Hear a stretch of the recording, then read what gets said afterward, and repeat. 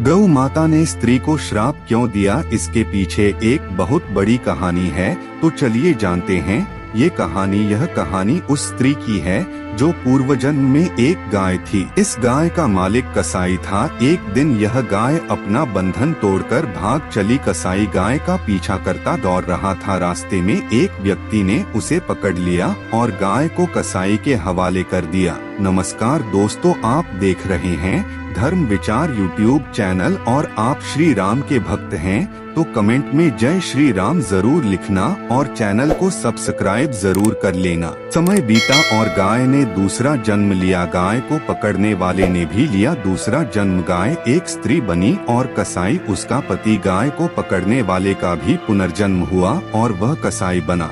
इस कसाई का नाम था सदन। सदन कसाई होने पर भी पूर्व जन्म के कर्मों के कारण ईश्वर में बड़ी आस्था रखता था। एक बार यह तीर्थ यात्रा पर निकला। रात में स्त्री ने किया हैरान करने वाला काम। रास्ते में इसने एक घर में आश्रय मांगा। उस घर में सिर्फ पति पत्नी रहते थे। सदन ने देखकर वह स्त्री मोहित हो गई। रात में जब उसका पति सो गया तब वह सदन के पास आई और प्रेम की प्रार्थना करने लगी, लेकिन सदन ने उसकी बात नहीं मानी। स्त्री को लगा कि सदन उसके पति के भय से उसके प्रेम को स्वीकार नहीं कर रहा है।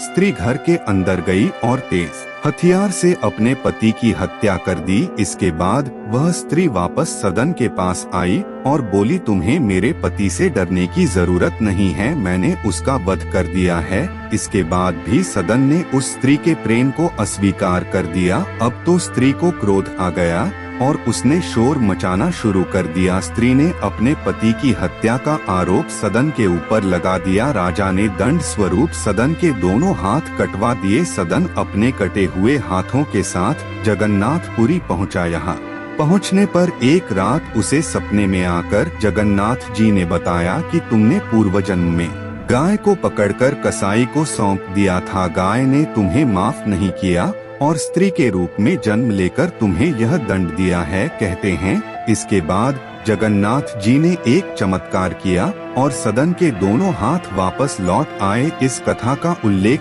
गोरखपुर से प्रकाशित कल्याण पत्रिका के भक्तमाल अंक में किया गया है।